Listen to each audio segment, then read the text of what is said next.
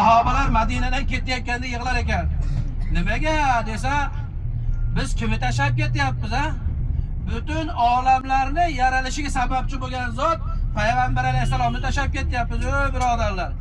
Siz bilan biz inson ekanmiz, unutguvchi ekanmiz.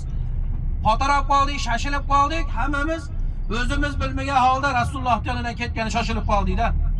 Shuning uchun Madinadan chiqib ketayotganda inson mag'zum bo'lib yig'lab chiqasin deb qarang.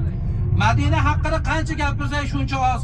Hazrat Umar duo qilar ekanlar: "Ey Robbim, meni o'ldirsang shahid o'ldirgin, meni o'ldirsang Madinada o'ldirgin" deb bu zot umr bo'yi duo qilar ekanlar.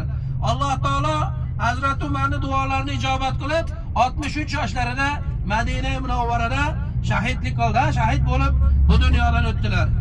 Shuning uchun aytdik, Madina haqida shunday bir gaplar bor ekanki, ulamolar aytadi, qo'lingizdan kelsa Madinada o'lib oling deydi, qarang. Madina bir shunday joy ekanki, kecha kelayotganda ham aytganmiz, yer yuzi eng afzal makon ekan. Alloh taolo shu yerlarda mana Allohga shukr, ozmi ko'pmi ibodat qildik, Rasululloh bilan qo'shni bo'lib yashadik, ibodat qildik, salovat aytdik, istig'for aytdik. Xudo qabul qilsin hammamizga.